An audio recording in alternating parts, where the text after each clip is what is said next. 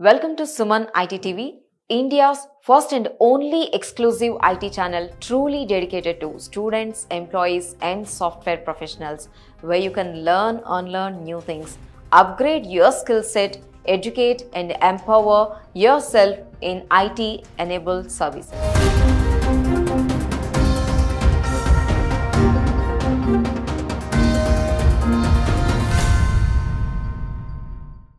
Welcome to Suman IT TV. ఈరోజు మనం cloud computing గురించి మాట్లాడుకుంటున్నాం. అసలు క్లౌడ్ కంప్యూటింగ్ అంటే ఏంటి, ఎలా నేర్చుకోవాలి, కెరియర్లో గ్యాప్ వస్తే క్లౌడ్ కంప్యూటింగ్లో నేర్చుకోవచ్చా, దానిలో ఆపర్చునిటీస్ ఉన్నాయా, ప్యాకేజెస్ ఏంటి, వీటన్నిటి గురించి మనతో మాట్లాడడానికి cloud computing in Telugu digital channel founder Naga Srinivas గారు మనతో పాటు ఉన్నారు. హలో అండి శ్రీనివాస్ గారు, నమస్తే, welcome to our show. So first of all, అసలు క్లౌడ్ కంప్యూటింగ్ అంటే ఏంటి? క్లౌడ్ కంప్యూటింగ్ అంటే ఇప్పుడు మనకి నా ఐటీ సెక్టర్ ఉందండి. ఇప్పటి వరకు ఇప్పుడు ఒక 10 years నుంచి క్లౌడ్ అనేది బాగా ఎమర్జ్ అయింది. అంతకు ముందు చూసుకుంటే అంతా కూడా ఇప్పుడు ఒక ఐటీ కంపెనీ ఉందంటే వాళ్ళకి కావాల్సిన బేసిక్ రిక్వైర్మెంట్స్ అన్నిటికీ కూడా అంటే సర్వర్సే కావచ్చు, నెట్వర్కింగ్ కావచ్చు, లేకపోతే సెక్యూరిటీ రిలేటెడ్ కావచ్చు, దేనికైనా సరే వాళ్ళ ఓన్గా ఇన్ఫ్రాస్ట్రక్చర్ అంతా వాళ్ళే సెటప్ చేసుకోవాల్సి వచ్చేది. అలాగే ఆఫీస్లో వాళ్ళకు ఒక సర్వర్ రూమ్ లాగా సెట్ చేసుకుని అక్కడి నుంచి కొంతమంది ఎంప్లాయీస్, నెట్వర్కింగ్ రిలేటెడ్ ఎంప్లాయీస్ని అక్కడ అన్ని షిఫ్ట్లోనూ మెయింటైన్ చేసుకుంటూ అక్కడి నుంచి వాళ్ళ సర్వీసెస్ని ప్రొవైడ్ చేస్తూ ఉండేవారు. సో ఇప్పుడు అదంతా కూడా అలా అంతా మనం కష్టపడాల్సిన అవసరం లేకుండా క్లౌడ్ అనే టెక్నాలజీ ద్వారా, అంటే క్లౌడ్ అంటే ఇక్కడ ఎక్కడో ఆకాశంలో ఉంటుందని కాదు, సమ్వేర్ ఎల్స్ ఒక డేటా సెంటర్ ఉంటుంది. ఇప్పుడు వాళ్ళు ఏం చేస్తూ ఉంటారు, క్లౌడ్ సర్వీస్ ప్రొవైడర్స్ ఏం చేస్తూ ఉంటారంటే వరల్డ్ వైడ్గా కొన్ని ప్లేసెస్లో వాళ్ళ రీజియన్స్ అని చెప్పి, జోన్స్ అని చెప్పి పెట్టుకుంటారు. అంటే nothing but data center. Zones అన్న కూడా డేటా సెంటర్. అక్కడి నుంచి మనకి ఇంటర్నెట్ ద్వారా మనకు కావాల్సిన సర్వర్సే కావచ్చు, నెట్వర్కింగ్ రిలేటెడ్ సెటప్ కావచ్చు, సెక్యూరిటీ రిలేటెడ్ సర్వీసెస్ కావచ్చు, ఇలాంటి స్టోరేజ్ రిలేటెడ్ కావచ్చు, ఇవన్నీ కూడా ఈ సర్వీసెస్ అన్నీ కూడా మనకి వాళ్ళు వయా ఇంటర్నెట్ ప్రొవైడ్ చేస్తూ ఉంటారు అనమాట. అందుకని ఇక్కడ ఇంటర్నెట్ ద్వారా ప్రొవైడ్ చేస్తున్నారు. మన దగ్గర ఫిజికల్గా ఏది లేదు, అంతా కూడా సమ్వేర్ ఎల్స్ ఎక్కడ ఉంటాయి. మనం ఏమి ఆ సర్వర్స్ని చూడము, నెట్వర్కింగ్ సెటప్ ఎలా ఉంది అన్నది మనం చూడము, అంతా కూడా వయా ఇంటర్నెట్ జరిగిపోతుంది. క్లౌడ్ అన్నారు. క్లౌడ్ అంటే ఏదో ఎక్కడో శాటిలైట్ త్రూ మనకి అవైలబుల్ అయ్యేదని కాదు, ఇంటర్నెట్ ద్వారా జరుగుతుంది, కనెక్ట్ అవుతుంది కాబట్టి క్లౌడ్. ఓకే. సో ఇప్పుడు ఈ క్లౌడ్ లో ఏమైనా డిఫరెంట్ టాపిక్స్ ఉన్నాయా, ఏంటి నేర్చుకోవాలి వాళ్ళు? క్లౌడ్ అంటే ఇప్పుడు ఇంటర్నెట్ ద్వారా ఐటీ సర్వీసెస్, బేసిక్ మాట చెప్పాలంటే ఇంటర్నెట్ ద్వారా ఐటీ సర్వీసెస్ ప్రొవైడ్ చేయడం. ఓకే. ఇలాంటి సర్వీసెస్ ప్రొవైడ్ చేసేవారు మనకి చాలా మంది ఉన్నారు. ఇంటర్నేషనల్ కంపెనీస్ ఉన్నాయి, లోకల్గా ప్రొవైడ్ చేసే చిన్న చిన్న కంపెనీస్ కూడా మనకు ఉంటూ ఉంటాయి. ఇప్పుడు క్లౌడ్లో చూసుకుంటే ఈ రోజున పెద్ద పెద్ద కంపెనీస్ అంటే అమెజాన్ వాళ్ళు, Microsoft, Google, IBM, sales force, ఇలాంటి కంపెనీస్ అన్నీ కూడా ఈ క్లౌడ్ సర్వీసెస్ని డిఫరెంట్ నేమ్స్తో మనకి ప్రొవైడ్ చేస్తున్నాయి. అందరూ కలిపి ప్రొవైడ్ చేసేది దాదాపుగా ఒకటే టైప్ సర్వీసే. వీళ్ళే సర్వర్లు ప్రొవైడ్ చేస్తారు, స్టోరేజ్ కోసం సర్వీసెస్ ప్రొవైడ్ చేస్తారు, నెట్వర్కింగ్ సర్వీసెస్ ప్రొవైడ్ చేస్తారు, ఈమెయిల్స్ రిలేటెడ్ మనం ఈమెయిల్ సెండ్ చేసుకోవడానికి, ఎస్ఎంఎస్లు పంపుకోవడానికి, ఇలాంటి వాటిలన్నింటికి కూడా ఇదివరకు మనం థర్డ్ పార్టీ సర్వీసెస్ మీద ఆధారపడేవాళ్ళం. ఇప్పుడు మీరు ఎవరికైనా ఒక ఎస్ఎంఎస్ పంపుకోవాలనుకోండి, మా ప్రీవియస్ క్లయింట్స్ని మేము క్లౌడ్లోకి లాక్కొచ్చాం వాళ్ళందరినీ కూడా అనమాట. వాళ్ళు ఇదివరకు ఏదైనా థర్డ్ పార్టీ వెండర్ నుంచి సర్వీసెస్ తెచ్చుకుంటూ ఉంటే వాళ్ళందరినీ మేము క్లౌడ్లోకి తీసుకొచ్చి, ఇదిగో ఈ సర్వీస్ ఇక్కడ మనకి క్లౌడ్లోనే అవైలబుల్ అవుతుంది, మేవన్నీ కూడా ఇందులోనే మెయింటైన్ చేసుకోవచ్చు అని చెప్పి క్లౌడ్లోకి తీసుకొచ్చాం. ఇప్పుడు అమెజాన్ వాళ్ళు ఉన్నారు అనుకోండి, సింపుల్ గా ఏడబ్ల్యూఎస్ అనే మాట చాలా మంది వినే ఉంటారు స్టూడెంట్స్ అందరూ కూడా, అమెజాన్ వెబ్ సర్వీసెస్. ఓకే. అలాగే మైక్రోసాఫ్ట్ వాళ్ళు ఉన్నారు అనుకోండి, అజ్యూర్ అనే పేరుతోటి క్లౌడ్ సర్వీసెస్ ప్రొవైడ్ చేస్తున్నారు. ఓకే. గూగుల్ వాళ్ళు ఉన్నారనుకోండి, జీసీపీ, గూగుల్ క్లౌడ్ ప్లాట్ఫామ్ అని చెప్పి పేరుతోటి క్లౌడ్ సర్వీసెస్ ప్రొవైడ్ చేస్తున్నారు. అలాగే మనకి ఐబిఎం క్లౌడ్ ఉంది, ఓకే, సేల్స్ ఫోర్స్, ఇట్లా ఇవన్నీ కూడా మనకి తెలిసిన ఇంటర్నేషనల్ బ్రాండ్స్. అలా కాకుండా లోకల్ గా ప్రొవైడ్ చేసే వాళ్ళు కూడా చాలా మంది ఉంటారు. ఓకే. సో మరి ఇప్పుడు లేటెస్ట్ టెక్నాలజీస్ ఏమైనా ఉన్నాయా ఇందులో?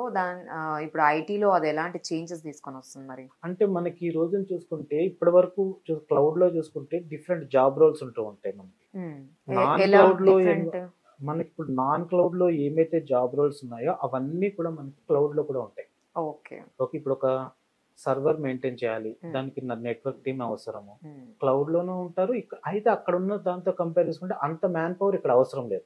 ఓకే. 24/7 మానిటరింగ్ కూడా అవసరం లేదు. ఈవెన్ మనము రిక్వైర్డ్ సెటప్ చేసుకుంటే ఇంటి దగ్గర కూర్చొని కూడా ఆ మెయింటెనెన్స్ అంతా చేసుకోవచ్చు అనమాట. ఇక్కడ డిఫరెంట్ జాబ్ రోల్స్ మనకి డెవలప్మెంట్ రిలేటెడ్ జాబ్ రోల్స్ ఉంటాయి, నెట్వర్కింగ్ రిలేటెడ్ జాబ్ రోల్స్ ఉంటాయి, ఇన్ఫ్రాస్ట్రక్చర్ రిలేటెడ్ ఉంటాయి. అండ్ ఇప్పుడు లేటెస్ట్ గా మనం చూసుకుంటే artificial intelligence and machine learning domination అనేది పెరిగిపోయింది మనకి ఈ రోజు. అవును. అంటే పూర్తిగా క్లౌడ్ లో దాన్ని 100% ఇంకా రాకపోయినా చాలా వరకు సర్వీసెస్ అనేవి ఈ సర్వీస్ ప్రొవైడర్లు అందరూ కూడా మనకి ప్రొవైడ్ చేస్తున్నారు. సింపుల్ గా చెప్పాలంటే మేము మాకు ఒక కస్టమర్ ఉండేవారు. వాళ్ళు ఏం చేసేవారంటే క్లయింట్స్ దగ్గరికి వెళ్ళి మైక్రో ఫైనాన్స్ ఇట్లాంటి ఇచ్చే కంపెనీ అన్నమాట అది. మనకి ఇప్పుడు చిన్న చిన్న ఫార్మర్స్ ఉంటారు, లేకపోతే డ్వాక్రా మహిళలు అంటాం మన అవును, దగ్గర కూడా. అవును. అలాగే నార్త్ సైడ్ కూడా వాళ్ళకి చిన్న చిన్న అమౌంట్ 5,000 అచ్చా. 10,000 మైక్రో ఫైనాన్స్ వాళ్ళకి ఇచ్చే ఇన్ఫర్మేషన్ ఏం చేసేవారంటే వీళ్ళు ఒక ట్యాబ్ చేతితో పట్టుకుని ల్యాప్టాప్ చేతిలో పట్టుకుని వెళ్ళి ఆ ఇన్ఫర్మేషన్ అంతా కలెక్ట్ చేసుకుని వచ్చేవారు. తర్వాత ఏమైందంటే మనకి AWS లో టెక్స్ట్రాక్ట్ అని చెప్పి ఒక సర్వీస్. సింపుల్ గా వాళ్ళ పాన్ కార్డ్ కానీ లేకపోతే వాళ్ళ ఇన్ఫర్మేషన్ ఉంటే ఆధార్ కార్డు తీసుకుంటే దాని నుంచి కార్డ్ నుంచి డేటా అంతా ఆటోమేటిక్ గా రీడ్ చేసే సర్వీసెస్ వచ్చాయన్నమాట. అంటే కార్డ్ నుంచి ఉన్న డేటా అంతా టెక్స్ట్ ఫార్మాట్ లోకి మారిపోతుంది. జస్ట్ నేను దాన్ని తీసుకెళ్లి డేటాబేస్ లో స్టోర్ చేసుకుంటూ ఉంటాను. సో ఇట్లాంటివి అనమాట, ఇవన్నీ మిషన్ లెర్నింగ్ ఇలాంటి సర్వీసెస్ అన్నమాట. వీటి ఇన్ఫ్లుయెన్స్ అనేది మనకి ఈ రోజున క్లౌడ్ లో బాగా పెరుగుతోంది. సో అందుకని ఏంటంటే క్లౌడ్ లోకి రావాలనుకునే వాళ్ళు ఎలా ఉండాలంటే కొత్త టెక్నాలజీస్ నేర్చుకుంటూ ఉండాలి, ఆర్టిఫిషియల్ ఇంటెలిజెన్స్ మిషన్ లెర్నింగ్ మీద కూడా దృష్టి పెట్టాలి. అలాగే క్లౌడ్ లో కూడా ఒక పర్టికులర్ జాబ్ రోల్ కి స్టిక్ అయి ఉండకూడదు ఎవరు కూడా అన్నమాట. నేను ఏదో మైండ్ సెట్ ని వాళ్ళు అలా డెవలపర్ ఇప్పుడు ఏంటంటే మొన్నటి వరకు ఎలా ఉండేదంటే సపోజ్ నేను డెవలపర్ అనుకోండి, బేసిక్ గా నేను .NET డెవలపర్ జావా డెవలపర్ అనుకోండి, ఆ రిలేటెడ్ జావా నేర్చుకుని రిలేటెడ్ గా ఉండే సర్వీసెస్ ఏవో కొన్ని నేర్చుకుంటే సరిపోతుంది అనుకున్నాను. కానీ ఇప్పుడు అలా కాకుండా పోయింది. మీ దాంతో పాటుగా సెక్యూరిటీ రిలేటెడ్ సర్వీసెస్ గురించి నాలెడ్జ్ మీకు ఉండాలి, and networking related services knowledge ఉండాలి. ఇట్లా ప్రతి సర్వీస్ రిలేటెడ్ నాలెడ్జ్ మీకు ఉండాలన్నమాట. ఎందుకంటే ఇంకొక విషయం కూడా సింపుల్ గా చెప్పాలంటే నేర్చుకోవడం కూడా ఈజీ అయిపోయింది ఇప్పుడు. ఇదివరకులాగా ఎక్కడో ఇన్స్టిట్యూట్కి వెళ్ళి ఎక్కడో నేర్చుకోవాల్సిన అవసరం లేదు. ఆన్లైన్ లో సింపుల్ గా ఈవెన్ యూట్యూబ్ లో మీకు స్కిల్ ఉంటే యూట్యూబ్ లోనే ఫ్రీగా బోల్డంత కంటెంట్ దొరుకుతుంది. సో అలా దొరుకుతున్నప్పుడు ఎక్స్పెక్టేషన్స్ కూడా అదే టైప్ లో ఉంటున్నాయి రిక్రూటర్స్ దగ్గర నుంచి. ఏదో ఒకటే కాదు నువ్వు అన్ని నేర్చుకుని రావాల్సిందే అంటున్నారు. నేర్చుకోవడం కూడా పెద్ద కష్టమేం కాదు కనుక స్టూడెంట్స్ ఆ ప్రకారం ఉంటారు. మరి ఇప్పుడు ఇందాక మనం మాట్లాడుతూ మీరే అంటున్నారు ఆర్టిఫిషియల్ ఇంటెలిజెన్స్ ఒకటి, ML ఒకటి, ఇవన్నీ కూడా ఇవాల్వ్ అవుతున్నాయని. సో అసలు ఎలా ఇవాల్వ్ అవుతున్నాయి, దానివల్ల ఐటీ జాబ్స్ కి ఏంటి రిలేటెడ్ అసలు? ఇప్పుడు ఆర్టిఫిషియల్ ఇంటెలిజెన్స్ మిషన్ మనకి ChatGPT ఉందండి. ఓకే, నేను బేసిక్ గా నేను కంటెంట్ ప్రిపేర్ చేసుకుంటూ ఉంటాను. ఇంటి దగ్గరకు వచ్చి నా స్టూడెంట్స్ కి ఇవ్వాల్సిన కంటెంట్ పవర్ పాయింట్ లో మంచిగా ప్రెజెంటేషన్స్ ప్రిపేర్ చేసుకుంటూ ఉంటాను. మొన్నటి వరకు 4 వెబ్సైట్స్ లోకి వెళ్ళి ప్రతి దాంట్లో ఏముంది అని చూసి నా ఓన్ గా వాడి నుంచి గ్యాదర్ చేసుకున్న ఇన్ఫర్మేషన్ నా ఓన్ గా నేను ప్రిపేర్ చేసుకుంటూ ఉండేవాడిని. ఇప్పుడు ఏమైంది, ChatGPT ఒకటి సరిపోతుంది నేను చూసుకోవడానికి. ఓకే, అంటే అది కూడా బ్యాక్ ఎండ్ లో చేసేది ఇదే. డిఫరెంట్ APIs వాటిలో రన్ అవుతుంటే దాని నుంచి thousands and hundreds of websites నుంచి వాళ్ళు ఇన్ఫర్మేషన్ గ్యాదర్ చేసి వాళ్ళ ఓన్ వర్డ్స్ లో మనకి ప్రొవైడ్ చేస్తూ ఉంటారు. సో ఈ ఆర్టిఫిషియల్ ఇంటెలిజెన్స్ మిషన్ లెర్నింగ్ వల్ల ఏమైపోయింది, మన వర్క్ అనేది తగ్గిపోయింది. నేను కష్టపడాల్సిన అవసరం చాలా వరకు తగ్గిపోయింది నేను. అలాగే క్లౌడ్ లో కూడా ఏమవుతుందంటే రేపటి రోజున మనము స్క్రిప్ట్స్ రాయాలి, ఇన్ఫ్రాస్ట్రక్చర్ బిల్డ్ చేయడానికి నేను స్క్రిప్ట్స్ రాయాలి. ఈ ChatGPTలోకి వెళ్ళి నేను నాకు స్క్రిప్ట్ రాయి అంటే అది రాసి ఇచ్చేస్తుంది సింపుల్ గా. నేను అది తెచ్చుకొచ్చి ఇక్కడ బిల్డ్ చేసుకోవడమే చాలా వరకు. అలాగే ఒక వెబ్సైట్ బిల్డ్ చేయాలనుకోండి, నాకు సింపుల్ గా నాకు ఒక 1 పేజ్ అప్లికేషన్ వెబ్సైట్ బిల్డ్ చేసేవు, HTML CSS content JavaScript jQuery content తోటి ఈ విధంగా ఉండాలి అని చెప్పి నేను సింపుల్ వర్డ్స్ లో నేను ఎక్స్ప్లెయిన్ చేసినా నాకు మొత్తం వెబ్ పేజ్ క్రియేట్ చేసి ప్రాంప్ట్ ఒకటి వచ్చి ఉంటే చాలు. జస్ట్ నేను అది కొంచెం నేను ఎడిట్ చేసుకోగలిగిన స్కిల్ ఉంటే నాకు సరిపోతుంది అనమాట. అలా ఏఐలో కూడా వీటిలో అన్నది ఎమర్జ్ అయిపోతుంది మొత్తం ఈ ఆర్టిఫిషియల్ ఇంటెలిజెన్స్ మిషన్ లెర్నింగ్ ఇవన్నీ కూడా. సో శ్రీనివాస్ గారు, ఇప్పుడు మీరు అన్నారు కదా ChatGPT యూజ్ చేస్తే మనకు కాంటెంట్ వస్తుంది అని చెప్పి. చాలా మంది ఏంటంటే బయట ఓకే ChatGPT ఉంది కదా మనకి హెల్ప్ అయిపోతుంది, మనకి ఏదన్నా ఒకటి కావాలని అనుకుంటే అది యూజ్ చేస్తే వచ్చేస్తుంది మన కాంటెంట్ అని అనుకుంటున్నారు. అది నిజమా, లేదంటే దానికి కూడా స్కిల్ కావాలా? ఆ స్కిల్ కావాలంటే ఏం నేర్చుకోవాలి? అంటే బేసిక్ సెర్చింగ్ స్కిల్ మనకు ఉండాలి. ఇప్పుడు మనము సెర్చ్ చేయడం అంటే ఏంటి, కరెక్ట్ కీవర్డ్స్ యూజ్ చేయాలి అక్కడ. నాకు ఇది కావాలి, నాకు వెబ్సైట్ ఈ విధంగా డిజైన్ చేసి ఇవ్వు అని చెప్పి నేను చెప్పాలి అంటే నాకంటూ కొంత తెలిసి ఉండాలి కదా. బ్యాక్ ఎండ్ లో CSS అనేది ఒకటి ఉంటుంది, jQuery అనేది ఒకటి ఉంటుంది, జావా స్క్రిప్ట్ అనేది ఒకటి ఉంటుంది అన్నది నాకు తెలియాలి. ఆ తర్వాత వాళ్ళు ఇస్తారు, ఒకటే పేజ్ లో మొత్తం ఇస్తారు. దాన్ని నేను మొత్తం అంతా కూడా నా దగ్గర ఒక HTML పేజ్ లో ఎలా ఇంటిగ్రేట్ చేసుకోవాలి అన్న అవగాహన నాకు ఉండాలి.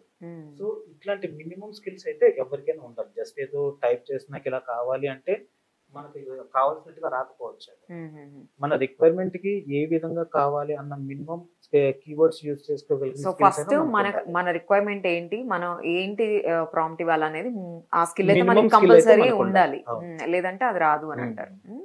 క్లౌడ్ నేటివ్ డెవలప్మెంట్ అంటే ఏంటి, ఇది ట్రెడిషనల్ సాఫ్ట్వేర్ దీనికి ఎట్లా ఉపయోగపడుతుంది అంటారు? క్లౌడ్ నేటివ్ డెవలప్మెంట్ అంటే ఇప్పుడు క్లౌడ్ లోకి మనం మైగ్రేట్ అవుతున్నామండి. ఇప్పటి వరకు మనది ఒక ఐటీ కంపెనీ ఉందనుకుందాం, అంతా కూడా ఆన్ ప్రెమిస్ లో మన ఆఫీస్ లోనే ఉంది. దీన్ని క్లౌడ్ లోకి మైగ్రేట్ చేయమని చెప్పి అడిగారు. ఓకే. మనము ఆన్ ప్రెమిస్ లో మన క్లౌడ్ అనేది ఎట్లా, మన ఆన్ ప్రెమిస్ లో మనం ఎట్లా అయితే ఒక సర్వర్ రూమ్ మెయింటైన్ చేస్తామో అదే కంప్లీట్ సెటప్ మనం క్లౌడ్ లోకి యాజ్ ఇట్ ఈస్ గా సెట్ చేసేసుకోవచ్చు. అయితే మనకి ఏంటంటే క్లౌడ్ లో మనం ఆన్ ప్రెమిస్ లో యూస్ చేసే ప్రతి రిక్వైర్మెంట్ కి క్లౌడ్ లో కూడా 90% సొల్యూషన్స్ ఉంటాయి. దానికి కరెక్ట్ గా ఆ సర్వీస్ ని కరెక్ట్ గా యూజ్ చేసుకుంటూ మనం మైగ్రేషన్ అనేది చేసుకోవాలన్నమాట. క్లౌడ్ నేటివ్ అంటే కంప్లీట్ గా క్లౌడ్ లోకి వెళ్ళిపోవాలి అక్కడ అంతా కూడా. ఇప్పుడు డేటాబేస్ ఉందనుకోండి, మీరు ఒక డేటాబేస్ కావాలనుకుంటే ఒక విర్చువల్ మిషన్ క్రియేట్ చేసుకుని అందులో కూడా పెట్టుకోవచ్చు డేటాబేస్. కానీ డేటాబేస్ కోసమే డెడికేటెడ్ గా AWS లోనైనా లేకపోతే Azure అయినా GCP లోనైనా ఓన్లీ ఫర్ డేటాబేస్ ఉండే సర్వీసెస్ ఉంటాయి. ఓకే. అందులో మళ్ళీ 2 టైప్స్ ఆఫ్ సర్వర్లెస్ అనే సర్వీస్ ఉంటుంది, నార్మల్ రిలేషనల్ డేటాబేస్ అని చెప్పి సర్వీస్. మనకి ఏది కావాలి మన రిక్వైర్మెంట్ ప్రకారం, క్లయింట్ బడ్జెట్ ప్రకారం ఏముంది, వాళ్ళ బడ్జెట్ ఒకటి మనం కన్సిడర్ చేయాలి. ఓకే, వాళ్ళకి ఎలాంటి సర్వర్స్ ఇవ్వాలి అని చూస్తే ఎగ్జాక్ట్ దాంట్లోకి మైగ్రేట్ చేయాలి. డేటాబేస్ కావాలంటే మనం ఒక విర్చువల్ మిషన్ క్రియేట్ చేసుకుని అందులో పెట్టుకోవచ్చు. కానీ దానికంటే మీకు డెడికేటెడ్ గా డేటాబేస్ కోసం వాళ్ళు ఒక సర్వీస్ ఇస్తున్నారు, అది ఉన్నప్పుడు మీరు అందులోకి పెట్టుకోవాలి తీసుకెళ్ళాలి. అట్లా కంప్లీట్ గా క్లౌడ్ లో మైగ్రేట్ చేసుకోవడం 100%. మరి మల్టీ క్లౌడ్ స్టోరేజ్ అంటే ఏంటి? ఈ మధ్య ఇండస్ట్రీస్ ఎందుకని వాటిని అడాప్ట్ చేసుకుంటున్నాయి? మల్టీ క్లౌడ్ అంటే ఏం లేదు, ఇప్పుడు AWS ఒకటే నేర్చుకున్నాం అనుకోండి, ఫస్ట్ స్టెప్ వరకు సరిపోతుంది. ఓకే, ఫ్రెషర్స్ వరకు ఓకే. ఒక 2 to 3 years పోయిన తర్వాత నేను ఇదే AWS మీద మళ్ళీ వెళ్తాను అంటే కొన్ని మనకు సరిపోకపోవచ్చు, ఎందుకంటే మార్కెట్ లో కాంపిటీషన్ అనేది పెరిగిపోయింది, నేర్చుకోవడం ఈజీ అయిపోయింది. క్లయింట్స్ మన కంపెనీస్ కూడా రిక్వైర్మెంట్స్ ఎప్పుడు ఏదో ఒక క్లౌడ్ మీదే రావు, ఎప్పుడు కూడా డిఫరెంట్ టెక్నాలజీస్ మీద వస్తూ ఉంటాయి. కొన్నిసార్లు ఒక క్లయింట్ వచ్చి నాకు GCPలోనే కావాలి అంటారు, ఎందుకంటే వాళ్ళకి దాంట్లో బడ్జెట్ కంప్లైన్సెస్ ప్రకారం చూసుకుంటే వాళ్ళకి అందులో బెనిఫిట్స్ ఉండొచ్చు. సో అలాంటప్పుడు మనం దాని మీద కూడా వర్క్ చేయగలిగిన స్కిల్స్ మనకు ఉండాలన్నమాట. అయితే అదేం పెద్ద కష్టం ఏం కాదు, ఒక క్లౌడ్ నేర్చుకుంటే రెండోది నేర్చుకోవడం పెద్ద ప్రాబ్లం ఏమవ్వదు. ఎందుకంటే చాలా వరకు అదే, అంటే వర్క్ చేసే విధానం కొంచెం డిఫరెన్సెస్ ఉంటాయి, కానీ ఏంటంటే ఇది నేర్చుకుంటే అది నేర్చుకోవడం అయితే పెద్ద కష్టమే. DevOps అండ్ క్లౌడ్ కంప్యూటింగ్ ఎలా ఇంటర్ కనెక్టెడ్ అంటారు? అంటే ఇప్పుడు DevOps అనేది క్లౌడ్ మాత్రమే సంబంధించిన టెక్నాలజీ అయితే కాదు. కాకపోతే ఏంటంటే క్లౌడ్ వచ్చిన తర్వాత ఈ DevOps ఈ రెండిట్ల కాంబినేషన్ లో వర్క్ చేయడం అనేది చాలా ఈజీ అయిపోయింది అనమాట. అంటే ఇప్పుడు మనం ఒక సర్వర్ లాంచ్ చేయాలి, సింపుల్ గా లాంచ్ చేసి, ఇప్పుడు మనకి మెయిన్ ఎట్ వస్తూ ఉంటుందంటే ఒక ప్రొడక్ట్ మనం డిజైన్ చేసి డెవలప్ చేసి టెస్టింగ్ ఎన్వైరన్మెంట్ లోకి వెళ్ళి అక్కడి నుంచి బీటా ఎన్వైరన్మెంట్ లో మళ్ళీ ఒకసారి దాన్ని చెక్ చేసుకుని ఫైనల్ గా మార్కెట్ లోకి వెళ్ళే ప్రాసెస్, ఇన్ని స్టెప్స్ ఉంటాయి. ఈ స్టెప్స్ అన్నిటిలోనూ కూడా ఏం చేస్తూ ఉండాలి, నేను ఒక డెవలపర్ని, ఫస్ట్ బిఫోర్ డిస్కషన్స్ పక్కన పెట్టేయండి, నేను ఒక డెవలప్మెంట్ యాక్టివిటీ అయిపోయింది, తర్వాత నెక్స్ట్ ఏం జరగాలి, టెస్టింగ్ లోకి వెళ్ళాలి. టెస్టర్ దాన్ని టెస్ట్ చేస్తారు, అయితే పచ్చజెండా ఊపుతాడు లేకపోతే అరజెండా ఊపుతాడు, అరజెండా ఊపుతుందంటే మళ్ళీ నా దగ్గరకు వచ్చి పడుతుంది, నేను మళ్ళీ వర్క్ చేయాలి. ఆ తర్వాత మళ్ళీ అక్కడికి వెళ్తుంది, టెస్టర్ ఓకే అంటే బీటా వెర్షన్ అంటే ప్రొడక్షన్ ఎన్వైరన్మెంట్ కి బిఫోర్ ఉండేది అనమాట, ఎలా వర్క్ అవుతుంది ఇది అని చూసుకోవడం. ఆ తర్వాత ప్రొడక్షన్ లోకి వెళ్ళాలి. ఇవన్నీ వెళ్ళాలి అంటే ఇది వరకు రోజుల్లో ఎలా ఉండేది, ఎవరైనా ఒక టీం డెడికేటెడ్ గా దాని మీద కూర్చొని ఒక్కొక్క ఎన్వైరన్మెంట్ లో నా డెవలప్మెంట్ అయిపోయింది, నాదంతా కూడా డిప్లాయ్మెంట్ అయిపోవడం మొత్తం అంతా కూడా టెస్టింగ్ టీమ్ కి షేర్ చేయాలి, నేను డెవలప్ చేసిన కోడ్ అంతా కూడా వీళ్ళు టెస్ట్ చేసిన తర్వాత బీటెక్ వెళ్ళాలి, అక్కడి నుంచి ప్రొడక్షన్ లోకి వెళ్ళాలి. అలాగే ఈ అన్ని చోట్ల కూడా నేను డెవలప్మెంట్ చేసినప్పుడు నా సిస్టమ్ ఎన్వైరన్మెంట్ సెటప్ ఎలా ఉందో అదే టైప్ లో టెస్టర్ ఉండాలి. లేదు అంటే నా దగ్గర వర్క్ చేసిన కోడ్ వాడి దగ్గర వర్క్ చేయకపోవచ్చు, నా దగ్గర వర్క్ అవుతుందని నేను గొడవ పెడతాను, అవ్వట్లేదని వాడు గొడవ పెడతాడు. ఓకే, తర్వాత అది బీటెక్ వెళ్ళాలి, ఆ తర్వాత ప్రొడక్షన్కి వెళ్ళాలి. ఇవన్నీ కూడా ఒక పర్టికులర్ గా ఒక మనిషి కూర్చొని చేసేది కాకుండా ఆటోమేటిక్ గా సెటప్ చేసేయాలి అని చెప్పి కాన్సెప్ట్ నుంచి వచ్చిందే DevOps అన్నమాట. దీంట్లో మనకి సర్వర్స్ అన్ని కూడా క్లౌడ్ నుంచి తీసుకుంటూ ఉంటాము, నెట్వర్క్ సెటప్ అంతా క్లౌడ్ రిలేటెడ్ సర్వీసెస్ మనకి అవైలబుల్ అవుతూ ఉంటాయి. అలాగే మనకి ఇన్ఫ్రాస్ట్రక్చర్ బిల్డ్ చేయడానికి మనకి క్లౌడ్ లో సర్వీసెస్ ఉన్నాయి, మామూలుగా అయితే క్లౌడ్ ఫార్మేషన్ అని చెప్పి టెరాఫార్మ్ అని చెప్పి ఇట్లాంటివి ఉన్నాయి. వాటిని యూజ్ చేసుకుని సింపుల్ గా ఇన్ఫ్రాస్ట్రక్చర్ బిల్డ్ చేసేస్తూ ఉంటాం. ఈ పైప్ లైన్ సెటప్ అంతా కూడా డెవాప్స్ ఇంజనీర్ ఆటోమేషన్ సెట్ చేసేస్తాడు అనమాట మొత్తం ఓకే. అంతా. అయితే టెస్టింగ్ వరకు వెళ్ళిన తర్వాత ఓకే అయితే ముందుకెళ్తుంది, తేడా వస్తుంది మళ్ళీ వెనక్కి వస్తుంది అనమాట. ఇదంతా కూడా డెవాప్స్ వాళ్ళు టేక్ కేర్ చేస్తుంటారు. ఇది ఏంటంటే క్లౌడ్లోకి ఈ రెండిట్ల కాంబినేషన్లోనే ఈ రోజు మార్కెట్లో బాగా డిమాండ్ పెరిగింది. ఏదో ఒక క్లౌడ్, ఏజూర్ క్లౌడ్తో వస్తారా, జీసీపీ క్లౌడా, లేకపోతే ఏడబ్ల్యూఎస్ క్లౌడా, ఈజ్ అప్ టు యూ. ఇది కాంబినేషన్లో కావాలి అని చెప్పి అయితే బాగా డిమాండ్ అయితే మార్కెట్లో. సో ఇప్పుడు మీరు క్లాసెస్ తీసుకుంటున్నారు ఆన్లైన్లో, ఇంతమంది స్టూడెంట్స్ని చూస్తారు. ఎస్పెషల్గా స్టూడెంట్స్ దీనికి వస్తే ఫ్రెషర్స్ చాలా మంది వస్తూ ఉంటారు. బట్ వాళ్ళు ఎస్పెషల్లీ ఈ క్లౌడ్ కంప్యూటింగ్ నేర్చుకోవాలి అని అంటే వాళ్ళు ఏంటి అసలు రూట్స్ ఎక్కడి నుంచి నేర్చుకోవాలి, వాళ్ళు ఏం వచ్చి ఉండాలి అసలు? ఎసెన్షియల్ ఏమంటే బేసిక్ కంప్యూటర్ నాలెడ్జ్ ఉంటే సరిపోతుందండి. అంటే లాంగ్వేజెస్ తెలిసి ఉండాలా వాళ్ళకి? అంటే ఇప్పుడు చాలా మందికి ఉండే ఒక ఆలోచన ఏంటంటే క్లౌడ్ కంప్యూటింగ్ ఆర్ డెవాప్స్ అనే మాట, డెవ్ అనే మాట విన్న వెంటనే వీళ్ళు ఇదే డెవలప్మెంట్ రిలేటెడ్ అనేసుకుంటూ ఉంటారు. అది డెవలప్మెంట్ రిలేటెడ్ కాదు. కానీ కొన్ని కంపెనీస్ అడుగుతున్నాయి కోడింగ్ నాలెడ్జ్ ఉండాలి, కానీ అది ఎప్పుడు కూడా వాల్యూ అడిషనే తప్ప అది ప్రైమరీ స్కిల్ కాదు. ఓకే, మీకు ఏంటంటే క్లౌడ్ లో డిఫరెంట్ జాబ్ రోల్స్ ఉన్నాయి మనకి. Cloud engineer, cloud engineer, cloud developer, SysOps engineer, cloud admin, DevOps engineer, ఇలా 1,00,000 ఉన్నాయి మనకి. ఏ క్లౌడ్ లోనే ఇలాంటి జాబ్ రోల్స్ ఉంటుంటాయి. వీటిల్లో డెవలప్మెంట్ రిలేటెడ్ క్లౌడ్ డెవలపర్ తప్ప ఇంకా దేనికి కోడింగ్ ఉండాల్సిన అవసరం లేదు. మీరు ఏదో క్లౌడ్ డెవలపర్ కి మాత్రం కోడింగ్ వచ్చి ఉండాలి. క్లౌడ్ టెక్నాలజీస్ యూజ్ చేసుకుని మీరు డెవలప్మెంట్ యాక్టివిటీస్ చేసుకుంటున్నారు మీరు. ఓకే, అందుకోసం వరకు మాత్రమే డెవలపర్ కి మాత్రమే coding knowledge or database knowledge ఉండాలి తప్ప మిగిలిన వాళ్ళు ఎవరికి కూడా అది ఉండాల్సిన అవసరం లేదు. ఉంటే వాల్యూ అడిషన్ ఖచ్చితంగా ఉపయోగపడుతుంది, కాకపోతే అది ఉండాలి అన్నది అయితే ప్రైమరీ స్కిల్ కాదు. ఇంకా చిన్న కంపెనీస్ కొన్ని ఎక్స్పెక్ట్ చేస్తూ ఉంటాయి, వాళ్ళకి పొద్దున్న తలుపు తెచ్చినప్పటి నుంచి క్లోజ్ చేసే వరకు ఒకడే అన్ని పనులు చేయాలనుకుంటూ ఉంటారు. అలాంటి చోట్ల అవసరం అవుతుంది. పెద్ద కంపెనీస్ లోకి మీరు వెళ్ళారనుకోండి, మీరు డెవాప్స్ ఇంజనీర్ అయితే మిమ్మల్ని డేటాబేస్ టచ్ చేయనివారు అసలు. ఓకే, మీ పని వరకే, మీకు ఎంతవరకు పర్మిషన్ ఉందో అంతవరకే చూసుకోవాలి మనం. అట్లా ఉంటాయి. స్టూడెంట్స్ యాక్చువల్గా నేర్చుకునేటప్పుడు చాలా మందికి ఇప్పుడే అన్నారు మీరు ఆ కోడింగ్ దీని గురించి. సో ఆ బేసిక్ కోడింగ్ నాలెడ్జ్ రావాలి అని అంటే వాళ్ళు చదువుకున్న ఇంజనీరింగ్ గ్రాడ్యుయేషన్ సరిపోతుందా? లేదు అంటే పెంచుకోవాలి. ఎట్లా బయటకు వచ్చి నేర్చుకోవాలి? బయట నేర్చుకోవచ్చు, సో మెనీ ఆప్షన్స్ ఉన్నాయండి. ఇప్పుడు నిజం చెప్పాలంటే నేర్చుకోవాలి అని ఇంట్రెస్ట్ ఉన్న వాళ్ళకి ₹1 కూడా ఖర్చు పెట్టాల్సిన అవసరం లేకుండా గోల్డ్ అంత కంటెంట్ ఉంది. లేదు మనకి ఇట్లా ఒకళ్ళ గురుముఖత నేర్చుకోవాలి అనుకుంటే ఇక్కడ ఒకటి నేర్చుకుంటాం. అది ఎప్పుడు అంటే ఇప్పుడు మనకి క్లౌడ్ లో మీరు ఒక క్లౌడ్ ఇంజనీర్ కానీ, సొల్యూషన్స్ ఆర్కిటెక్ట్ కానీ, క్లౌడ్ అడ్మిన్ కానీ ఇలాంటి రోల్స్ కి మీరు వెళ్ళాలనుకున్నారు అనుకోండి, మీకు కోడింగ్ నాలెడ్జ్ అవసరం లేదు. జస్ట్ ఒక క్రెడిట్ కార్డ్ ఉంటే అకౌంట్ ఓపెన్ చేసుకుంటారు, వాడు ఒక ఇనీషియల్ గా ఒక ₹2 కట్ చేస్తాడు మీ అకౌంట్ లోంచి, మళ్ళీ 72 hours లో మీకు బ్యాక్ వచ్చేస్తుంది ఆ అమౌంట్. ఆ తర్వాత యాజ్ ఎ స్టూడెంట్ ఇనీషియల్ గా మీరు స్టార్ట్ అవుతున్నప్పుడు మీకు ఏమీ డబ్బులు ఉండవు మీ చేతిలో, మీ దగ్గర జాబ్ ఉండదు, మీకు ఏం ఫిక్స్డ్ ఇన్కమ్ ఉండదు. కనుక నేర్చుకోవడానికి ప్రతి క్లౌడ్ సర్వీస్ ప్రొవైడర్ కూడా మీకు ప్రతి సర్వీస్ ని ఒక లెవెల్ వరకు ఫ్రీగా ఇస్తారు. ఓకే, మీరు ఒక సర్వర్ లాంచ్ చేయాలనుకోండి, ఆ సర్వర్ అనేది అన్ని రకాలు చేసేయకూడదు. మళ్ళీ అక్కడ కండిషన్ సప్లై వాడు క్లియర్ గా చెప్తాడు, ఇది ఫ్రీ టైర్ ఎలిజిబుల్ ఉంది, ఇది చేసి ఇందులో నేర్చుకో అని చెప్పి చెప్తాడు.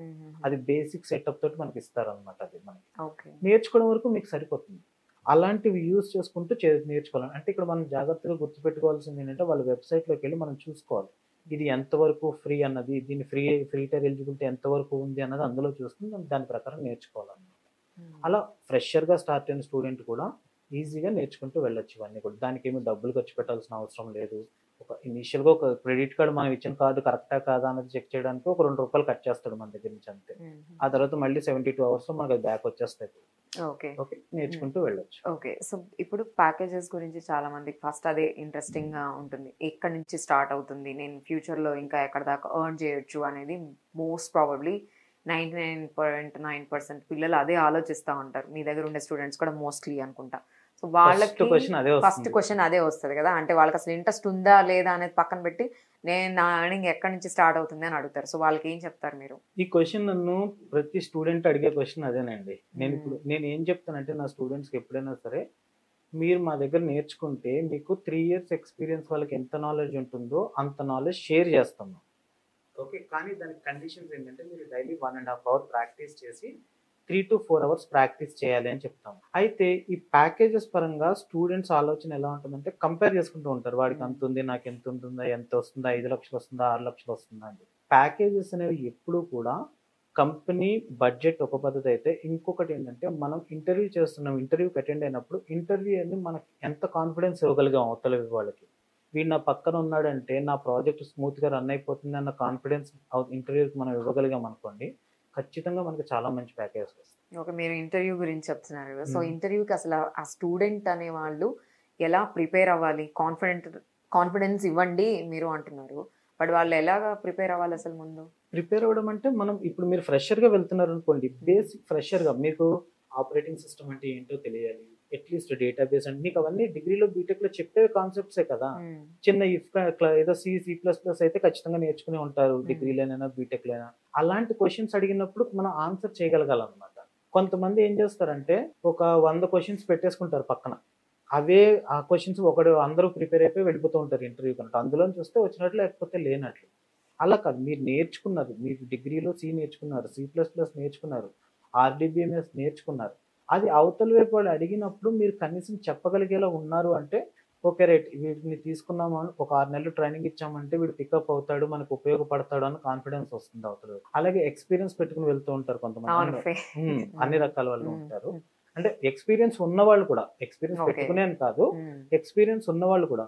మనకు కొన్నిసార్లు ఏమవుతుందంటే గుంపులో గోవిందలా వర్క్ చేసుకుంటూ వెళ్ళిపోతూ ఉంటాం కొంతకాలం పాటు, సరైన స్కిల్ బిల్డప్ అవ్వదు. కానీ 3-4 ఇయర్స్ తర్వాత మనం జాబ్ చేంజ్ కోసం చూస్తూ ఉంటాం, ఇంటర్వ్యూకి వెళ్తాం. ఇంటర్వ్యూ మనల్ని ఎలా క్వశ్చన్ చేస్తారు, వాళ్ళ ప్రాజెక్ట్ రిక్వైర్మెంట్స్ ప్రకారం మనల్ని క్వశ్చన్ చేస్తూ ఉంటారు ఎప్పుడైనా సరే అక్కడికి వెళ్ళినప్పుడు. మీరు దానికి తగినట్లుగా వాళ్ళకి కాన్ఫిడెన్స్ ఇచ్చేలాగా మనం మాట్లాడగలిగితే, డేటాబేస్ అంటే ఏంటి అని అడిగితే ఏదో టెక్స్ట్ బుక్ ఆన్సర్స్ ఎప్పుడు చెప్పకూడదు, మనం అప్పటి వరకు వర్క్ చేసిన దాని నుంచి రియల్ టైంలో మన ఓన్ ఎక్స్పీరియన్స్ తోటి మాట్లాడాలి. అలా మాట్లాడగలిగితే ఓకే రైట్ వీళ్ళకి వస్తుంది స్కిల్ అని చెప్పి వాళ్ళకి నమ్మకం వస్తుంది. నమ్మకం వచ్చిందంటే ఖచ్చితంగా మంచి ప్యాకేజెస్ వస్తాయి. నేను బేసిక్గా .NET డెవలపర్, ఓకే 19లో క్లౌడ్లోకి వచ్చా. క్లౌడ్లోకి వచ్చే ముందు రోజు వరకు నేను క్లౌడ్లోకి వస్తున్నానని నాకు తెలియదు. ఓకే .NET ఇంటర్వ్యూ అని నన్ను పిలిచారు, వెళ్ళాను. .NETలోనే నన్ను ఇంటర్వ్యూ చేశారు మొత్తం అంతా కూడా. బాగా చేస్తాను, నాకు కాన్ఫిడెన్స్ ఉంది, అంత వాళ్ళకి కాన్ఫిడెన్స్ వచ్చింది. తర్వాత లోపలికి వెళ్ళిన తర్వాత మన క్లయింట్ రిక్వైర్మెంట్ ప్రకారం నువ్వు .NET అండ్ AWS కాంబినేషన్లో వర్క్ చేయాలన్నారు. నేను ఇప్పుడు AWS ముట్టుకోలేదండి ఇప్పటివరకు అన్నాను. ఏం పర్లేదు, ఇక్కడ ఉన్న వాళ్ళందరం క్లౌడే, నీకు ఏ డౌట్ వచ్చినా అడుగుతూ ఉండు, డాక్యుమెంట్స్ ఉంటాయి కదా చూసుకుంటూ ఉండు అన్నారు. నాకు ప్యాకేజ్ పరంగా కూడా బాగానే వచ్చాయి ఆ తర్వాత. ఎందుకంటే .NET వరకు నేను బాగానే కాన్ఫిడెన్స్ ఇవ్వగలిగాను వాళ్ళకి. ఆ తర్వాత ఓకే రైట్ వీడికి AWS నేర్చుకోగలడు వీడని కాన్ఫిడెన్స్ వాళ్ళకి వచ్చింది, తీసుకున్నారు అన్నమాట. అట్లా సో ఆ జీల్ ఏదైతే మనం చూపిస్తామో వాళ్ళకి మన మీద ఒక కాన్ఫిడెన్స్ వస్తుంది, ఒక నమ్మకం వస్తుంది. వీళ్ళని పక్కన పెట్టుకుంటే నా ప్రాజెక్ట్ బాగానే రన్ అవుతుంది అన్న నమ్మకం వాళ్ళకు ఉంటే ఖచ్చితంగా ఇస్తారండి. ప్యాకేజెస్ పరంగా చూసాం అనుకోండి, ఎక్కడ కూడా ఏదో మనం పేపర్ మీద నాకు ఏదో 8 ఏళ్ళు 9 ఏళ్ళు ఎక్స్పీరియన్స్ ఉంది, నాకు ఒక 30 లక్షలు 40 లక్షలు అంటే అలా ఎవరు ఇవ్వరు. మీకు అంత ఎక్స్పీరియన్స్ మీరు చూపిస్తున్నా కూడా దానికి తగిన వర్త్ మీ దగ్గర ఉంటేనే ఇస్తారు. 3-4 ఇయర్స్ ఎక్స్పీరియన్స్ వాళ్ళకి 25 lakhs ఉన్న వాళ్ళు ఉన్నారు, 5-6 వాళ్ళకి 11-12 ఉన్న వాళ్ళు కూడా ఉన్నారు. అది ఎందుకంటే మనకి ప్రాజెక్ట్ లో అన్ని రకాల వాళ్ళు ఉంటారు, హై పెర్ఫార్మర్స్ ఉంటారు, లో పెర్ఫార్మర్స్ ఉంటారు, మిడిల్ లెవెల్ వాళ్ళు ఉంటారు. అందరూ అవసరం, అంతే అందరూ అవసరమే. మళ్ళీ కంపెనీలు ఇప్పుడు అందరూ హై పెర్ఫార్మర్స్ ఉన్నారు అనుకోండి, అందరికి 25 లక్షలు 30 లక్షలు కంపెనీ ఇవ్వలేదు కదా ప్యాకేజ్. కొంతమంది చెప్పింది చేసుకుంటూ వెళ్ళిపోయే వాళ్ళు ఉండాలి, అలాంటి వాళ్ళు ఉండాలి కనుక వీళ్ళకి తక్కువ ప్యాకేజ్ ఇచ్చి వీళ్ళని తీసుకుంటూ ఉంటారు అట్లా. ఓకే, సో ఇప్పుడు క్లౌడ్ కంప్యూటింగ్ లో ఈ సస్టైనబిలిటీకి ఎంత ఇంపార్టెన్స్ ఉంది, అట్లాంటివి ఏమన్నా ప్రాక్టికల్ ఇవి ఏమన్నా చూసారా మీరు? ఎగ్జాంపుల్స్ ఏమైనా చెప్పగలుగుతారా? క్లౌడ్ కంప్యూటింగ్ లో సస్టైనబిలిటీ అంటే మనం ఎప్పుడు కూడా ఆల్వేస్ రెడీగా ఉండాలండి ఛాలెంజెస్ తీసుకోవడానికి. ఓకే ఇప్పుడు మనం ఇవాళ ఉన్న దాని మీద ఇదే టెక్నాలజీ మీద నేను సంవత్సరాల తరబడి ఉంటాను అంటే కుదరదు. ఎప్పటికప్పుడు వాల్యూ ఎడిషన్ చేసుకుంటూ వెళ్ళాల్సిందే మన స్కిల్ సెట్ రిలేటెడ్గా అనమాట. ఓకే అట్లా ఉంటే ఖచ్చితంగా సస్టైన్ అవ్వచ్చు. సర్వర్లెస్ కంప్యూటింగ్ గురించి మీ ఒపీనియన్ ఏంటి? Serverless computing is a part of cloud computing అండి. ఓకే సర్వర్లెస్ అనే మాటకు అర్థము సర్వర్ లేదని కాదు, మీ దగ్గర లేదని అర్థం, మీరు దాని గురించి ఆలోచించాల్సిన అవసరం లేదని అర్థం. ఓకే ఓకే ఇప్పుడు మీరు ఒక మైక్రో సర్వీసెస్ లాంటిది ఏదైనా డెవలప్ చేస్తున్నారు, దాన్ని తీసుకెళ్ళి డిప్లాయ్ చేస్తారు. ఓకే అంటే మామూలుగా అయితే మీరు ఒక విర్చువల్ ఇన్స్టెన్స్ కాన్ఫిగర్ చేసుకుని దాంట్లో సెక్యూరిటీ సెటప్ రిలేటెడ్గా మనకు కూడా కొంత షేర్ ఉంటుంది. క్లౌడ్ సర్వీస్ ప్రొవైడర్ కొంతవరకు టేక్ కేర్ చేస్తే మనం కొంతవరకు టేక్ కేర్ చేయాల్సి వస్తుంది. అలాగే దాని మెయింటెనెన్స్ ఇలాంటివన్నీ ఉంటూ ఉంటాయి. ఇలాంటివి ఏమీ లేదు, నేను జస్ట్ నా కోడ్ని క్లౌడ్లోకి డిప్లాయ్ చేసి వదిలేసాను అంతే. అది ఏ ఆపరేటింగ్ సిస్టమ్ మీద డిప్లాయ్ అయిందో కూడా మీకు అనవసరం. మీకు రిజల్ట్ వచ్చిందా లేదా అన్నంత వరకు మాత్రమే మీకు అవసరం. సర్వర్లెస్ అనే మాట కాదు, సర్వర్ మీ ముందర లేదు, మీ కంట్రోల్ దాని మీద అవసరం లేదు, మీరు జస్ట్ కోడ్ అక్కడికి డిప్లాయ్ చేసి వర్క్ చేసుకుంటూ ఉంటారు అనమాట. సో మరి ఇప్పుడు ఇది ఎలా డిస్టర్బ్ చేస్తుంది మరి క్లౌడ్? అంటే అలా డిస్టర్బ్ చేస్తున్నది అయితే మేము ఫస్ట్ లో అనుకున్నాం. ఇప్పుడు నేను విన్నాను ఏమన్నారంటే ఫస్ట్ లో క్లౌడ్ ఈ సర్వీస్ ఈ విర్చువల్ మిషన్స్ కి అనే దాన్ని సర్వర్లెస్ అనేది డామినేట్ చేసేస్తుంది అని చెప్పి అనుకున్నారు. కానీ అలా ఎక్కడా జరగల. విర్చువల్ మిషన్ డిమాండ్ దానికే ఉంటుంది, సర్వర్లెస్ డిమాండ్ సర్వర్లెస్కే ఉంటుంది అనమాట. ఫస్ట్లో మేము స్టార్ట్ అయిన ఇనీషియల్లో అనేవారు అనమాట, కొన్నాళ్ళల్లో ఈ సర్వర్లెస్ కంప్యూటింగ్ అనేది మొత్తం దీన్ని డామినేట్ చేస్తుంది, ఇదే వెళ్ళిపోతుంది మొత్తం అంతా.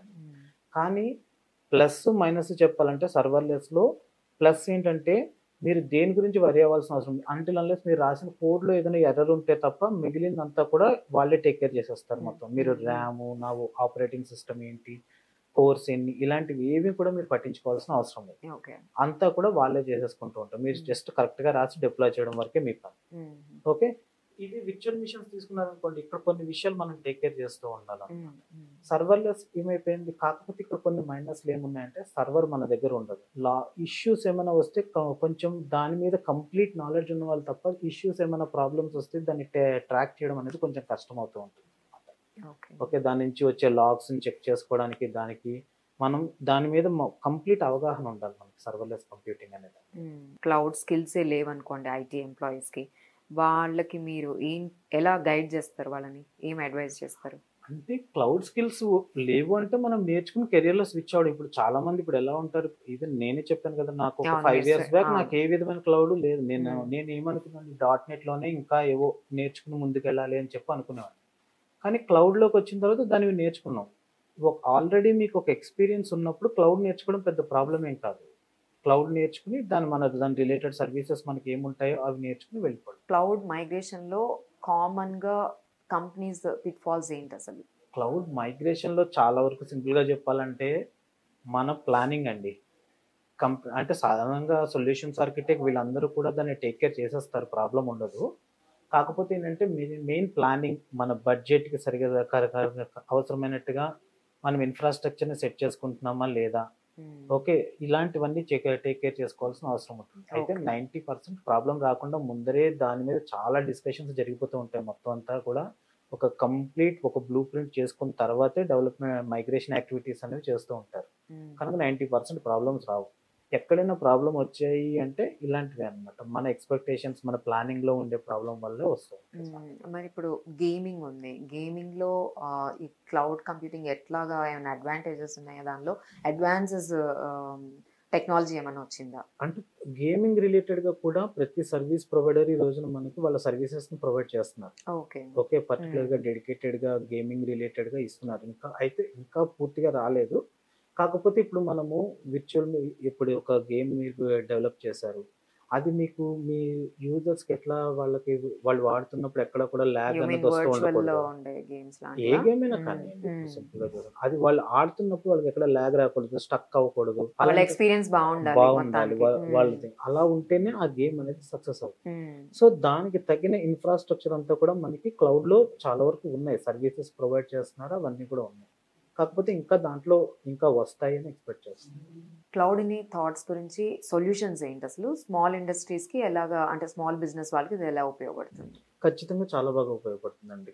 ఇప్పుడు పెద్ద కంపెనీస్ అనుకోండి, వాళ్ళకంటూ డెడికేటెడ్గా ప్రతి దానికి రిసోర్సెస్ ఉంటారు, డెడికేటెడ్గా అంతా పెట్టుకోగలరు. కానీ చిన్న కంపెనీస్ వరకు వచ్చేసరికి కొన్నిసార్లు వాళ్ళు వేర్ చేయలేరు.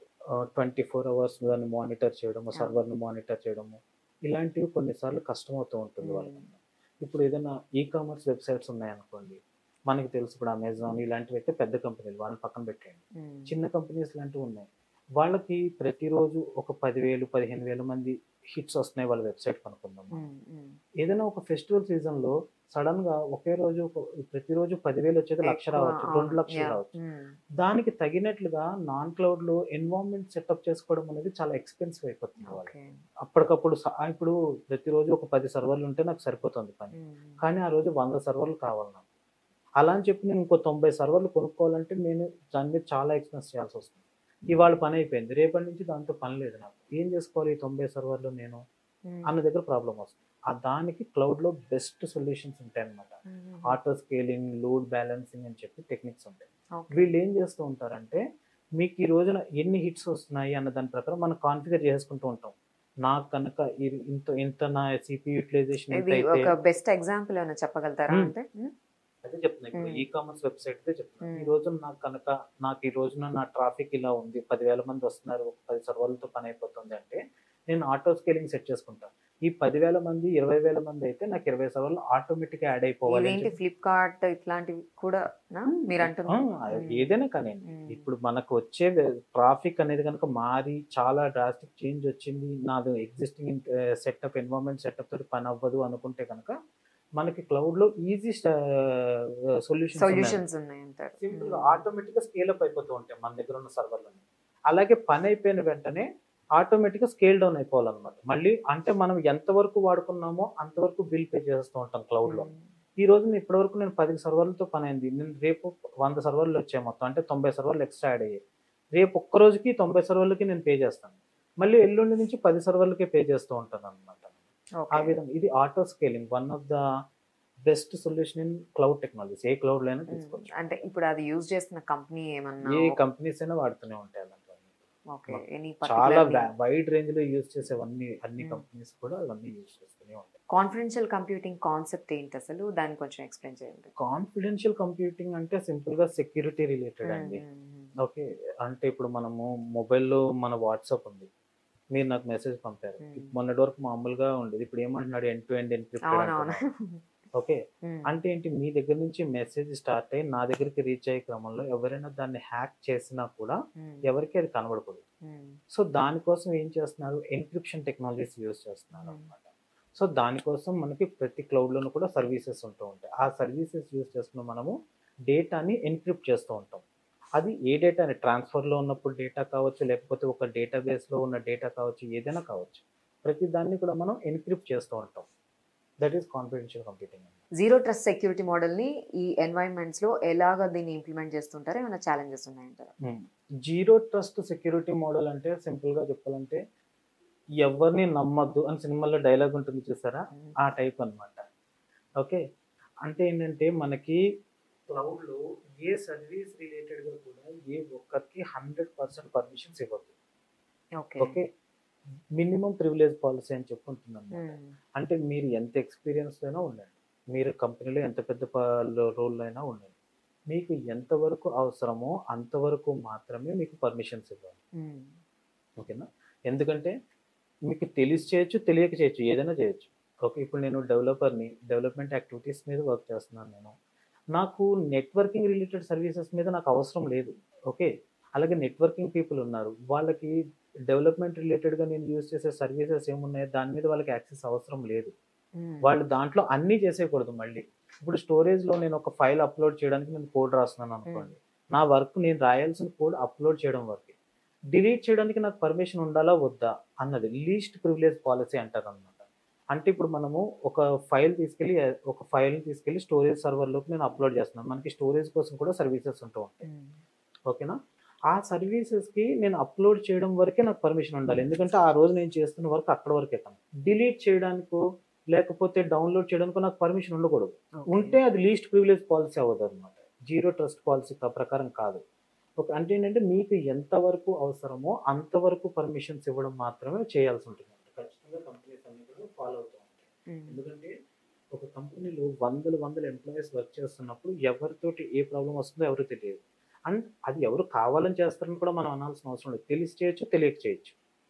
నేను అప్లోడ్ చేయడానికి కోడ్ రాసినవన్నీ డిలీట్ చేయడానికి రాయొచ్చు కదా. సో అట్లా ఏమైనా జరగవచ్చు, చెప్పలేము. సో అందుకని లీస్ట్ ప్రివిలేజ్ పాలసీ అనేది ఏ కంపెనీ అయినా ఫాలో అవుతుంది అనమాట. లీస్ట్ ప్రివిలేజ్ పాలసీ ద్వారా ఏంటంటే మీకు ఎంతవరకు అవసరం, మీ జాబ్ రోల్ ఏంటి, మీ జాబ్ రోల్ వరకు మీకు ఏ సర్వీసెస్కి రిలేటెడ్గా ఏ సర్వీస్లో ఎంతవరకు అన్నది డిఫైన్ చేసుకుని, అంటే ఫస్ట్ మేనేజర్ చెప్తారు వీళ్ళ రోల్ ఈ ప్రకారం ఉంటుంది, వీళ్ళకి పర్మిషన్స్ ఇలా ఇవ్వండి అని చెప్తారు. ఈ వర్క్ ఇంతవరకే చేయాలి మీరు, ఆ వర్క్ అది దాటి నేను చేయాలనుకున్నా చేయలేను, యాక్సెప్ట్ చేయలేను. తెలుగులో మీరు క్లౌడ్ కంప్యూటింగ్ అనే ఒక డిజిటల్ ఛానల్ని కూడా రన్ చేస్తూ ఉన్నారు కదా, సో ఏంటది, తెలుగు ఎందుకు మీరు చూస్ చేసుకున్నారు, దాని గురించి చెప్తారా? సింపుల్ అంటే నేను టార్గెట్ ఒక 5 ఇయర్స్ బ్యాక్ నేను సరదాగా స్టార్ట్ చేశాను YouTube channel cloud Hmm. Computing in Telugu అని చెప్పి. మెయిన్ ఏంటంటే తెలుగు స్టూడెంట్స్‌ని టార్గెట్ చేస్తూ ఒక Hmm. మంచి తెలుగులో అంటే ప్రతి దానికి నేను ఏదో తెలుగులోకి ట్రాన్స్‌లేట్ చేసి చెప్తానని కాదు. ఒక ఇద్దరు టెక్నికల్ పీపుల్ తెలుగు వాళ్ళు ఉన్నారంటే వాళ్ళిద్దరు ఎలా మాట్లాడుకుంటారో ఆ టైప్‌లో టాపిక్స్ ఎక్స్‌ప్లెయిన్ చేయాలనే ఉద్దేశంతోటి నేను యూట్యూబ్ ఛానల్ స్టార్ట్ చేశాను. దీనికి ముందు ఏంటి శ్రీనివాస్ గారు మీరు? నేను కంప్లీట్ ఐటీ ఎంప్లాయీని. నాకు అరౌండ్ 12 ఇయర్స్ ఎక్స్‌పీరియన్స్ ఉంది ఐటీలో. డిఫరెంట్ జాబ్ రోల్స్‌లో వర్క్ చేశాను. టెక్నాలజీస్ కూడా డిఫరెంట్. బేసిక్‌గా డాట్ నెట్ డెవలపర్‌ని. దానికి ముందర ఎంఎస్ యాక్సెస్ డెవలపర్‌గా ఇట్లా రకరకాల రోల్స్‌లో వర్క్ చేశాను. Hmm. తర్వాత లాస్ట్ 5 to 6 ఇయర్స్ నుంచి క్లౌడ్‌లో వర్క్ చేస్తూ ఇట్లా వచ్చాను. ఆ తర్వాత నేను మెయిన్ ఇట్లా ఎంటర్‌టైన్‌మెంట్ ఛానెల్స్ అవి చూసినప్పుడు సరదాగా వాళ్ళు చెప్తున్న విధానానికి మనం ఎంగేజ్ అవుతాం. మీరు అలాగే ఇన్స్పైర్ అయ్యి మీ టెక్నిక్ ఓన్ ఇప్పుడు ఏదైనా ఒక సరదాగా మాట్లాడుకునే స్కిట్స్ అవి ఉంటాయి. మనం అది ఇంట్రెస్ట్‌గా చూస్తాం. అదే టైప్‌లో టెక్నికల్ యాస్పెక్ట్స్ కూడా ఎక్స్‌ప్లెయిన్ చేయాలి సరదాగా ఉండేలాగా అన్న ఉద్దేశంతోటి మరీ ఎక్కువగా టఫ్‌గా ఉండేలా ఉండకూడదు అన్న ఉద్దేశంతోటి ఈ ఛానల్ సో స్టార్ట్ ఇప్పుడు మీరు చేశానన్నమాట. ఒక్కరైనా ఇంకెవరైనా ఉన్నారు మీతో జాయిన్ అయ్యారా? ఛానల్ వరకు నేను మెయింటైన్ చేసుకుంటూ ఉంటాను. నాకొక టీమ్ ఉన్నారు. నాతో Hmm. పాటు వర్క్ చేస్తున్న వాళ్ళనమాట.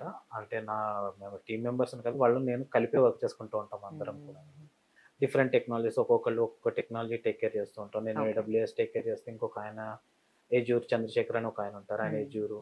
అలాగే రాహం ముస్తఫా అని ఉంటారు. వాళ్ళు డెవాప్స్ ఇట్లా ప్రతిదీ ఒక్కొక్కళ్ళం ఒక్కొక్కటి అనుకుని ఆ ప్రకారం కలిసి వర్క్ సో చేసుకుంటాం. ఇప్పుడు కంప్లీట్ గా మీరు ఏ కంపెనీలో వర్క్ చేయట్లేదు, లేదు. Completely you are Hmm. Taking care of your channel. Channel and training institute. ఇంకోటి నాన్ టెక్ స్టూడెంట్స్ ఉన్నారనుకోండి, వాళ్ళకు కూడా ఈ క్లౌడ్ కంప్యూటింగ్ నేర్చుకోవచ్చా? వాళ్ళు ఒకవేళ నేర్చుకోవాలి అని అంటే అసలు వాళ్ళకు ఉండాల్సిన స్కిల్స్ ఏంటి? వాళ్ళకి నాన్ టెక్ అంటే నాకు వచ్చే స్టూడెంట్స్ లో నాన్ టెక్నిక్ నుంచి వచ్చే వాళ్ళు కూడా చాలా మంది ఉంటూ ఉంటారు. ఓకే. అంటే B pharmacy, BA, BA, BCom, agricultural BSc, అసలు ఐటీ తోటి ఏ విధంగా ఏం సంబంధం సంబంధం లేని లేని వాళ్ళు. వాళ్ళు ఖచ్చితంగా వస్తూ ఉంటారు. ఓకే. అయితే వీళ్ళు మామూలుగా బీటెక్ ఈ బ్యాక్గ్రౌండ్ తో వచ్చే వాళ్ళు ఒక గంట సేపు కష్టపడితే వీళ్ళు ఒక 3-4 గంటల సేపు కష్టపడాల్సి వస్తుంది ఖచ్చితంగా. ఓకే, తర్వాత రేపు జాబ్స్ కి వెళ్ళినప్పుడు వీళ్ళకి కొన్ని లిమిటేషన్స్ అయితే ఉంటాయి.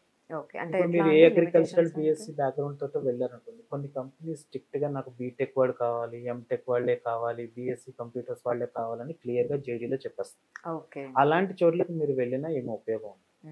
మీరు ఏంటంటే మీరు చదువుకున్న చదువు నాట్ ఫర్ ఐటీ అయినా కూడా మీరు మారాలనుకుంటున్నప్పుడు మీరు ఎక్కువ కష్టపడాలి, ఎక్కువ పేషెన్స్ ఉండాలి మీకు. బట్ ఛాన్సెస్ అయితే ఉన్నాయి, ఉంటాయి. ఓపెనింగ్స్ కొన్ని అయితే ఉన్నాయి. కంపెనీస్ ఎనీ డిగ్రీ అంటే ఇప్పుడు బి ఫార్మసీ చేసి ఐటీలో ఉన్న వాళ్ళు ఉన్నారు. నాకు తెలుసు. నా స్టూడెంట్స్ కొంతమంది ఉన్నారు. అలాగే అగ్రికల్చరల్ బిఎస్సి చేసుకుని కూడా ఐటీలో ప్లేస్ అయిన వాళ్ళు ఉన్నారు. కాకపోతే వాళ్ళు ఏం చేశారు, రోజుకి నేను ఒక 1.5 hour క్లాస్ చెప్తే వాళ్ళు ఒక 5-6 hours కష్టపడేవారు. పాపం వాళ్ళకి సర్వర్ అంటే ఏంటో కూడా ఇనీషియల్ డేస్ లో తెలియదు. ఏడ్చేసేవారు క్లాస్లో అనమాట. నాకు ఫోన్ చేసి సార్ నాకేం అర్థం కావట్లేదండి అని ఏడ్చేసేవారు. లేదండి మీరు తప్పదు, మీరు కష్టపడాలి.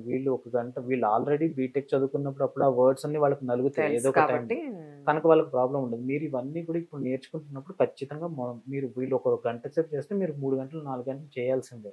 అలా కనీసం ఒక 15 రోజులు ఇనీషియల్ డేస్ లో కష్టపడ్డారంటే వర్డ్స్ అన్ని మీకు టెర్మినాలజీ అంతా ఫెమిలియర్ అయిపోతుంది. ఆ తర్వాత మీరు వీళ్ళతో ఈక్వల్ అవుతారు, చెప్పుకుంటూ వెళ్ళిపోవచ్చు అని చెప్తాను. సో శ్రీనివాస్ గారు, ఇప్పుడు కెరియర్ గ్యాప్ ఉందనుకోండి, సపోజ్ ఏదో కొన్ని రీజన్స్ వల్ల, వాళ్ళ మ్యారేజ్ లేకపోతే ఇంకేవో పర్సనల్ రీజన్స్ వల్ల గ్యాప్ వచ్చింది. సో అలాంటి వాళ్ళకి మీరు ఏం సజెస్ట్ చేస్తారు? క్లౌడ్ కంప్యూటింగ్ వాళ్ళు నేర్చుకోవచ్చా? వాళ్ళకి అసలు ఆపర్చునిటీస్ ఉన్నాయా, ఓపెనింగ్స్ ఉన్నాయా ఇండస్ట్రీలో? ఇప్పుడు కెరియర్ గ్యాప్లు అంటే ఏంటంటేనండి 2 రకాలుగా ఉంటూ ఉంటాయి. అబ్బాయిలు చదువుకుంటారు, డిగ్రీ అయిపోతుంది కదా, ఏదో ఒక జాబ్ అన్నట్టు పాపం ఇనీషియల్ డేస్ లో నాకు జాబ్ వచ్చిందని హ్యాపీ ఫీల్ అయిపోయి అందులోనే కంటిన్యూ అయిపోతూ ఉంటారు. అలా వాళ్ళకి తెలియకుండానే ఇనీషియల్ డేస్ లో ఐటీ వాడికి 15,000 20,000 ఉంటుంది, వీడికి 10-15,000 20,000 పెద్ద డిఫరెన్స్ ఏం కనపడదు చూసుకోవడం. కానీ ఒక 3-4 ఇయర్స్ అయిపోయిన తర్వాత, ఒక 5 ఇయర్స్ అయిన తర్వాత రియలైజ్ అయ్యి చూసుకుంటే వాళ్ళు ఒక 20 లక్షలు 30 లక్షల ప్యాకేజ్ లో ఉంటారు. వీడేమో ఈ ఒక 7 లక్షలు 8 లక్షల ప్యాకేజ్ లో కనిపిస్తూ ఉంటారు. అక్కడ మొదలవుతూ ఉంటుంది అన్నమాట. అక్కడ కెరియర్ గ్యాప్ అబ్బాయిలకు వచ్చే ప్రాబ్లం అక్కడ. ఈ 5 ఇయర్స్ మీరు ఐటీలో లేరు, ఐటీలోకి వద్దామంటే మిమ్మల్ని ఫ్రెషర్ గా ట్రీట్ చేయాలి, అక్కడ వస్తూ ఉంటుంది అనమాట ప్రాబ్లం.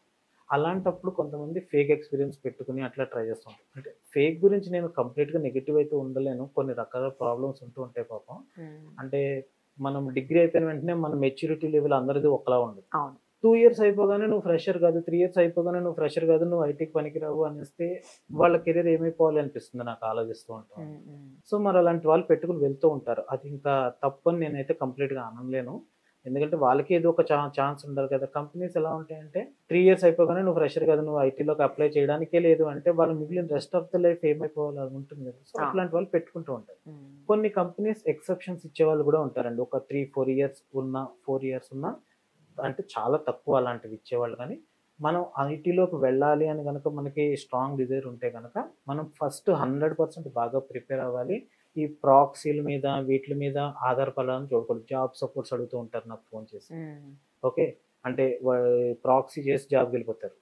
తర్వాత లోపలికి వెళ్ళి ఏం చేయాలో తెలియదు. మళ్ళీ నువ్వు ఫోన్ చేసి ఒక 3 నెలలు మాకు సపోర్ట్ ఇవ్వండి, నా శాలరీలో సగం ఇస్తానంటే ఇట్లాంటివి ఇలాంటివి పెట్టుకోవద్దు. నేర్చుకునే టైంలో 100% నేర్చుకోవడం మీద దృష్టి పెట్టండి. మీకు ఏదో ఒకటి వస్తుంది. ఇప్పుడు 100లో ఒక 5 కంపెనీలైనా ఇవ్వచ్చు మీకు. కొన్ని కంపెనీలు ఎక్సెప్షనల్ గా 5 ఏళ్ళు ఇచ్చిన అక్కడక్కడ నేను చూసాను, చాలా తక్కువ అనుకోండి అకౌంట్. సో అలాంటివి చూస్ చేసుకుని వెళ్ళాలన్నమాట. అట్లా అమ్మాయిలకు వచ్చే ప్రాబ్లం ఏముంటుంది, కొంతమందికి ఇమీడియట్ గా మ్యారేజ్ అయిపోతుంది, అన్ఎక్స్పెక్టెడ్ గా 5-6 ఇయర్స్ గ్యాప్ వచ్చేస్తూ ఉంటుంది. ఇట్లాంటి ప్రాబ్లమ్స్ వస్తూ ఉంటాయి. సో వీళ్ళందరూ కూడా ముందర నేర్చుకోవడం మీద దృష్టి పెట్టి, మనం ఫేక్ పెట్టుకోవడమా అంటే ఇంకా అది వేరే విషయం. అది ఓకే, దాన్ని నేను తప్పు అనలేను, రైట్ అనలేను, కొన్ని కారణాలు చూసుకుంటాం. ఓకే, లేదు మనకి ఆపర్చునిటీ వచ్చే కంపెనీ వరకు వెయిట్ చేసి ట్రై చేసుకుంటాం. థ్యాంక్ యూ సో మచ్ అండి శ్రీనివాస్ గారు. ఎంత చక్కగా చెప్పారంటే అంత చక్కగా చెప్పారు క్లౌడ్ కంప్యూటింగ్ గురించి. సో చూసాం కదండి, అసలు క్లౌడ్ కంప్యూటింగ్ నేర్చుకుంటే మనకి జాబ్స్ ఎలా ఉంటాయి, ప్యాకేజెస్ ఎలా ఉంటాయి, అసలు టెక్ వాళ్ళు నేర్చుకోవచ్చా, నాన్ టెక్ వాళ్ళు నేర్చుకోవచ్చా, ఆల్రెడీ సాఫ్ట్వేర్ జాబ్స్ చేస్తున్న వాళ్ళు నేర్చుకోవచ్చా, ఇవన్నీ కూడా మనం ఈ ఎపిసోడ్లో మనం మాట్లాడుకున్నాం. ఈ ఎపిసోడ్ కంప్లీట్గా మీరు చూసినట్లయితే కింద కామెంట్ సెక్షన్లో కామెంట్ చేయండి. Thank you so much.